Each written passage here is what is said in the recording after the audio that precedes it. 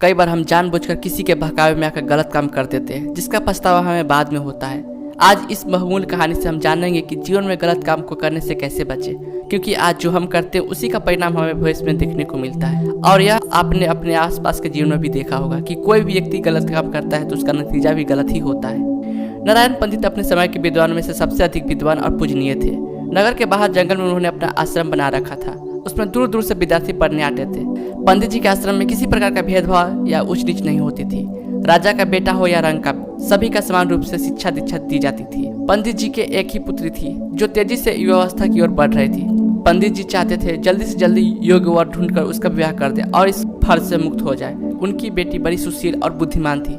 पंडित जी ऐसा ही नेक और बुद्धिमान युवक उसके लिए ढूंढना चाहते थे। एक दिन नारायण पंडित के मन में विचार आया, क्यों न मैं अपने सभी शिष्यों की परीक्षा लूं। इन सब में से सबसे अधिक बुद्धिमान होगा, उसी से मैं अपनी बेटी की शादी करा दूंगा। दूसरे दिन पंडित जी ने सभी शिष्यों को बुलाकर कहा, देखो शिष्यों, मैं एक परेशानी में फंस गया हूँ। कैसी परेशानी गुरुजी?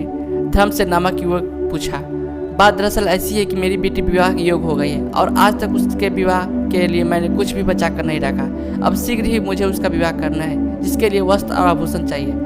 इसमें चिंता की क्या बात है गुरुजी? एक युवक ने कहा, मेरे पिता नगर सेठ है, आपके एक आदेश पर हजारों स्वर्ण मुद्रा लाकर आपके चरणों में डाल सकता हूँ। नहीं गुरुजी, आप मुझे आदेश दे, मैं इस राज का युवराज हूँ। आपके इशारे पर मैं आपके कदमों में धन का ढेर लगा दूंगा। इसी प्रकार बहुत से युवकों ने अपने सामर्थ्य अनुसार धन देने की प्रार्थना की, किंतु पंडित जी ने किसी का प्रस्ताव स्वीकार नहीं किया और बोले, नहीं, इस प्रकार मेरा सारा मान सम्मान धूल में मिल जाएगा। लोग कहेंगे कि नारायण पंडित ने भिक्षा लेकर बेटी के हाथ पीले किए हैं। फिर आप ही कोई रास्ता बताइए गुरुजी कि इस समस्या का समाधान कैसे हो। एक युवराज ने कहा, देखो शिष्यों, हमें कोई ऐसा रास्ता तलाशना है कि सांप भी मर जाए और लाठी भी न टूटे। तुम सभी थोड़ा सामान जहाँ तहाँ से चोरी करके ले आओ, मगर इस बात का ध्यान रहे कि इस चोरी का किसी को पता नहीं चलना चाहिए। अगर दाएं हाथ से चोरी करो तो बाएं हाथ का पता न चले कि क्या चुराया गया है।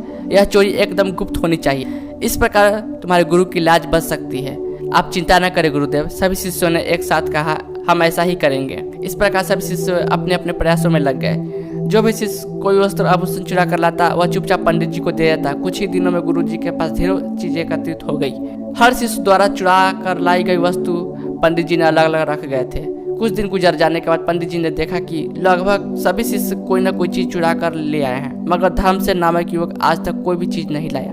अतः एक दिन उन्होंने सभी विद्यार्थियों को एकत्रित किया और बोले, धर्मसेन, हमारे हर शिष्य ने अपनी सामर्थ्य के अनुसार चोरी करके हमें कुछ न कुछ ला कर दिया है, मगर इतने दिन गुजर जाने के बाद भी तुम कोई वस्तु चुरा कर नहीं ला सके। क्या तुम नहीं चाहते कि तुम्हारे गुरु जी की चिंता दूर हो? चाहता हूँ गुरुदेव, दिल से चाहता हूँ। फिर तुम आज तक कोई चीज चुरा कर क्यों नहीं लाए?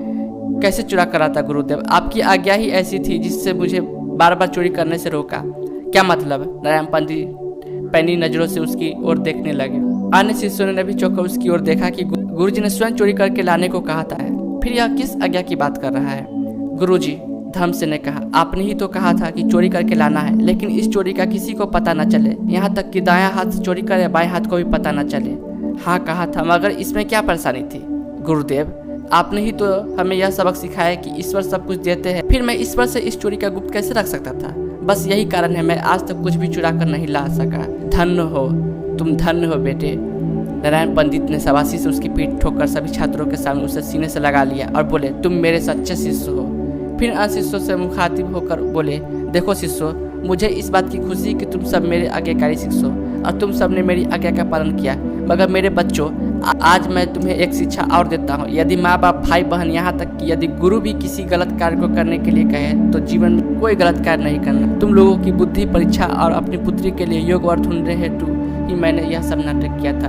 धर्मसेन को मैं अपनी पुत्री के योग्य वर मानता हूँ। आशा है इस बात से तुम सभी ने एक नया सबक सीखा होगा। जाओ, अब जो वस्तुएं तुम जहाँ से चोरी करके लाए हो, क्षमा मांगकर सभी वस्तु वापस कर आओ। गुरुदेव, हम मानते हैं कि भाई धर्मसेन हम सबसे योग्य है। हम इसे गुरु जमाता के रूप में स्वीकार करते हैं। सभी शिष्यों ने एक स्वर में कहा और धर्मसेन को कंधों पर उठाकर खुशी से नाचने लगे। आपको भी बस यही करना है। चाहे आप कितनी ही मुसीबत में क्यों न पड़ जाओ, गलत का रास्ता कहीं मत चुनो। किसी गलत कार्य को मत करो, चाहे आपके मित्र या परिजन ही क्यों न करने को कहे। हमेशा कोशिश करो अच्छाई के पथ पर बढ़ते रहने की। ये कहानी कैसा लगा? अच्छा लगा तो प्लीज़ मेरे वीडियो को लाइक करें और ऐसी कहानी सुनने के लिए मेरे चैनल को जरूर सब्सक्राइब करें। धन्यवाद। जय हिंद।